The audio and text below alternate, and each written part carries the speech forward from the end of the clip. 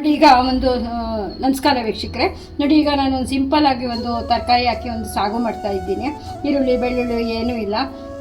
ಇದನ್ನು ದೋಸೆಗೆ ಚಪಾತಿಗೆ ಎಲ್ಲದಕ್ಕೂ ಅನ್ನಕ್ಕೆ ಎಲ್ಲದಕ್ಕೂ ತಿನ್ಬೋದು.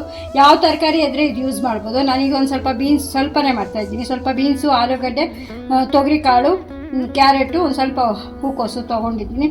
ಮನೇಲಿ ಒಂದು ಟೊಮೆಟೊ, ಮನೇಲಿ ಯಾವ ತರಕಾರಿ ಇದ್ದರೆ ಅದು ಯೂಸ್ ಮಾಡ್ಬೋದು. ಇದಕ್ಕೆ ಮಸಾಲನೂ ಅಷ್ಟೇ ಸಿಂಪಲ್ಲು. ಸ್ವಲ್ಪ ಕೊಬ್ಬರಿ, ಜೀರಿಗೆ, ಒಂದು ಸ್ವಲ್ಪ ಚಕ್ಕೆ, ಒಂಚೂರು ಲವಂಗ, ಮೆಣಸಿನ್ಕಾಯಿ. ನಾನು ಹೇಗೆ ಮಾಡ್ತೀನಿ ಅಂತ ಈಗ ತೋರಿಸ್ತೀನಿ. ನೋಡಿ ಎಲ್ಲ ತರಕಾರಿ ಸೇರಿ ಒಂದು 300 ಗ್ರಾಮ್ಸ್ ಇರ್ಬೋದು. ಅದಕ್ಕೆ ನಾನೀಗ ಒಂದು 2 ಸ್ಪೂನು ಕಡಲೆಬೇಳೆನ ನೀರಾಕಿ ನೆನೆಸ್ಕೊಳ್ತಾ ಇದ್ದೀನಿ. ನಾವು ತರಕಾರಿ ಎಲ್ಲ ಹಚ್ಕೊಳ್ಳೋಷ್ಟಕ್ಕೆ ನೀರಾಕಿ ನೆನೆಸ್ಕೊಂಡ್ರೆ ಸಾಕು. ನೋಡಿ ಈ ಥರ ನೆನೆಸ್ಕೊಂಡಿದ್ದೀನಿ. ಈ ಥರ ನೀರಾಕಿ ನೆನೆಸಿಟ್ಕೊಂಡಿದ್ದೀನಿ. ಈಗ ಅದನ್ನು ಮೊದಲಿಗೆ ನೋಡಿ ತರಕಾರಿ ಎಲ್ಲ ಹಾಕಿ ಬೇಯಿಸ್ಕೊಂಡ್ಬಿಡ್ತೀನಿ.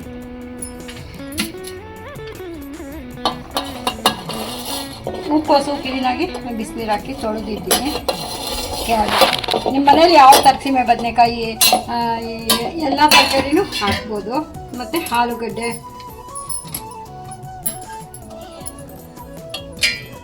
ಹಾಕಿದ್ದೀನಿ. ಒಂದು ಸ್ವಲ್ಪ ಉಪ್ಪು ಆಮೇಲೆ ನೋಡ್ಕೊಂಡು ಹಾಕೋಣ. ಒಂದು ಸ್ವಲ್ಪ ಉಪ್ಪು ಹಾಕಿದ್ದೀನಿ. ಮತ್ತು ಇದಕ್ಕೆ ಸ್ವಲ್ಪನೇ ನೀರು ಹಾಕಿ ಒಂದು ವಿಸಿಲು, 2 ವಿಸಿಲ್, 1 ವಿಸಿಲ್ ತೊಗೊಂಡ್ರು ಸಾಕು.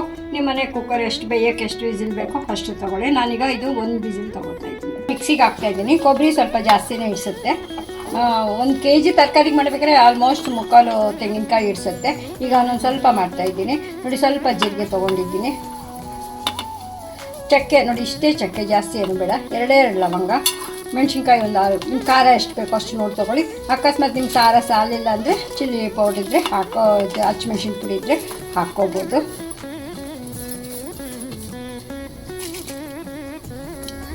ಮತ್ತು ಈಗ ನೆನೆಸ್ಕೊಂಡಿರೋ ಕಡಲೆಬೇಳೆನ ಸೇರಿಸ್ತಾ ಇದ್ದೀನಿ.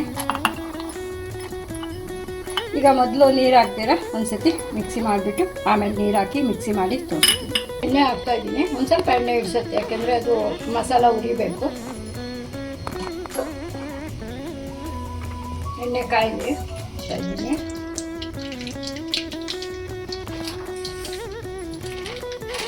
ಮೇಲೆ ಕರಿಬೇವು ಮಾಡಿ ಒಂದು ಸ್ವಲ್ಪ ಅರಿಶಿನ ಸೇರಿಸ್ತಾ ಇದ್ದೀನಿ. ಈಗ ನಾನು ರುಬ್ಬಿರೋ ಅಂಥ ಮಸಾಲೆ ಸೇರಿಸ್ತಾ ಇದ್ದೀನಿ. ಸ್ವಲ್ಪ ಎಣ್ಣೆಯಲ್ಲೇ ಇದು ಮಸಾಲೆ ಫ್ರೈ ಮಾಡ್ಕೋಬೇಕು.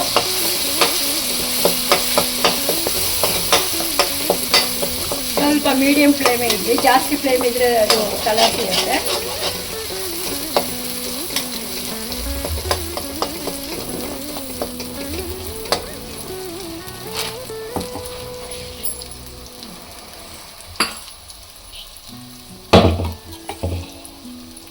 ತರಕಾರಿ ಬಾಯ್ಲ್ ಆಗಿದೆ.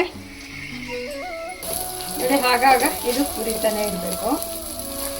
ನನಗೆ ಬೇರೆ ಏನೋ ಉದ್ದಿದೆ, ಅದಕ್ಕೆ ಇದೇ ತೊಗೊಂಡಿದ್ದೀನಿ. ಎಣ್ಣೆ ಇಟ್ಟೋದಕ್ಕೆ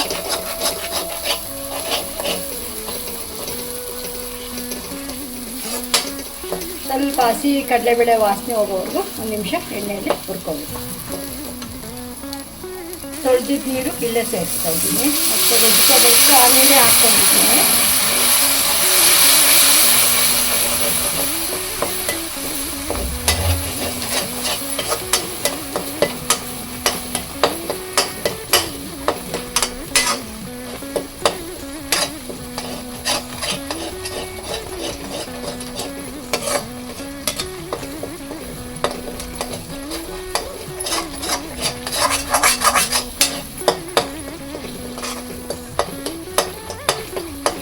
ಎಣ್ಣೆ ಬಿಟ್ಕೊಂಡಂಗೆ ಸುತ್ತಲೂ ಈ ಥರ ಎಣ್ಣೆ ಬಿಟ್ಕೊಳ್ಳೋವರೆಗೂ ಹುರ್ಕೊಂಡು ಈಗ ತರಕಾರಿ, ಬೇಯಿಸಿರೋ ತರಕಾರಿ ಸೇರಿಸ್ತಾ ಇದ್ದೀನಿ. ಈಗ ಇದನ್ನು ಒಂದು ಸ್ವಲ್ಪ ಚೆನ್ನಾಗಿ ಕುದಿಸ್ಕೋಬೇಕು. ನೀರು ಇದು ಕಡಲೆಬೇಳೆ ಹಾಕಿರೋದ್ರಿಂದ ಗಟ್ಟಿ ಆಗುತ್ತೆ. ಗಟ್ಟಿ ಸಾಕು, ದೋಸೆಗೆ ಗಟ್ಟಿ ಇದ್ರೆ ಚೆನ್ನಾಗಿರೋದು. ಅದಕ್ಕೋಸ್ಕರ ಒಂದು ಸ್ವಲ್ಪ ನೀರು ಹಾಕಬೇಕಾಗಿತ್ತು, ಎಣ್ಣೆಯಲ್ಲೇ ಉರಿಬೇಕಾಗಿತ್ತು, ಮರ್ತಾಯಿತು. ಈಗ ಈಗ ಸೇರಿಸಿದ್ದೀನಿ. ಈಗ ಟೊಮೆಟೊ ಮೆತ್ಕೋಗೋವರೆಗೂ ಬೇಯಿಸ್ಕೊಳ್ಳೋಣ. ಎಣ್ಣೆಯಲ್ಲಿ ನಾವು ಸಾಸಿವೆ ಹಾಕಾದ್ಮೇಲೆ ಟೊಮೆಟೊ ಹುರ್ಕೊಂಡ್ರು ಚೆನ್ನಾಗಿರುತ್ತೆ. ನಂಗೆ ಮರ್ತಾಯಿತ್ತು. ಸ್ವಲ್ಪ ನೀರು ಹಾಕಿ ಕುದಿಸೋಣ.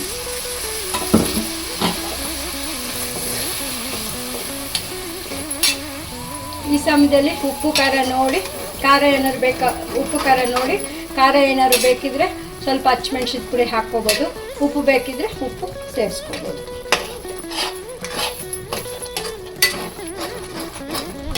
ಇನ್ನೂ ಒಂದು ಸ್ವಲ್ಪ ನೀರು ಹಾಕೋಣ, ಯಾಕೆಂದರೆ ಕುದಿದ ಆರೋ ಅಷ್ಟೊತ್ತಿಗೆ ಗಟ್ಟಿ ಆಗುತ್ತೆ. ನೋಡಿ ಕುದಿಯೋವರೆಗೂ ಇಷ್ಟದ ಇದ್ದರೆ ಗಟ್ಟಿ ಸಾಗು ಆಗುತ್ತೆ. ಇಷ್ಟದ ಇದ್ದರೆ ಥರ ಕುದಿಸ್ತಾ ಇರಬೇಕು, ಆವಾಗ ಕಲಿಸ್ತಾನೆ ಇರಬೇಕು. ಟೊಮೆಟೊ ಮೆತ್ತಗಾಗಲಿ, ಟೊಮೆಟೊ ನಾನು ಲೇಟಾಗಿ ಹಾಕಿದ್ದೀನಿ. ಮತ್ತು ಈ ಸಾಗು ನೋಡಿ ತುಂಬ ಹೆಲ್ತಿ ಅಂತ ಹೇಳ್ಬೋದು. ಯಾವ ಮಸಾಲ ಇಲ್ಲ, ಈರುಳ್ಳಿ ಇಲ್ಲ, ಬೆಳ್ಳುಳ್ಳಿ ಇಲ್ಲ. ಹಬ್ಬವಾರಗಳಲ್ಲೂ ಈ ಸಾಗುನ ಮಾಡ್ಕೋಬೋದು. ಮತ್ತು ದೋಸೆಗೆ ಮೈಲ್ಡಾಗಿ ಚೆನ್ನಾಗಿರುತ್ತೆ. ದೋಸೆ, ಪೂರಿ ಈ ಥರದಕ್ಕೂ ತುಂಬಾ ಚೆನ್ನಾಗಿರುತ್ತೆ. ಅನ್ನ ಸಹ ತಿನ್ಬೋದು ಇದರಲ್ಲಿ. ಯಾವ ಮಸಾಲೆನೂ ಇಲ್ದಿರೋದ್ರಿಂದ ಹಬ್ಬವಾರಗಳಲ್ಲಿ ಉಪವಾಸ ಇರುವಾಗ ಆ ಥರ ಟೈಮಲ್ಲೂ ಈ ಥರ ಒಂದು ಸಾಗು ಮಾಡ್ಕೋಬೋದು. ಈ ದೋಸೆಗೆ ತುಂಬ ಚೆನ್ನಾಗಿರುತ್ತೆ. ಕುದ್ದಿದೆ, ಆರಷ್ಟೊತ್ತಿಗೆ ಗಟ್ಟಿ ಆಗುತ್ತೆ. ನೋಡಿ, ಕೊತ್ತಂಬರಿ ಸೊಪ್ಪು ಹಾಕಿ ಸ್ಟವ್ ಆಫ್ ಮಾಡ್ತಾಯಿದ್ದೀನಿ. ಈಗ ಹೇಗೆ ಸರ್ವ್ ಮಾಡ್ತೀನಿ ಅಂತ ತೋರಿಸ್ತೀನಿ. ಸರ್ವ್ ಮಾಡೋ ಪಾತ್ರೆಗೆ ತೊಗೊಂಡಿದ್ದೀನಿ. ನೀವು ಈ ಥರ ಟ್ರೈ ಮಾಡಿ ನೋಡಿ. ಈಗ ಈರುಳ್ಳಿ ಬೆಳ್ಳುಳ್ಳಿನೂ ತುಂಬಾ ಕಾಸ್ಟ್ಲಿನೂ ಆಗಿದೆ, ಮತ್ತು ಇದು ತುಂಬಾ ಯೂಸು ಆಗುತ್ತೆ. ನೀವು ಟ್ರೈ ಮಾಡಿ ನೋಡಿ ಹೇಗಿದೆ ಅಂತ ತಿಳಿಸಿ. Thank you.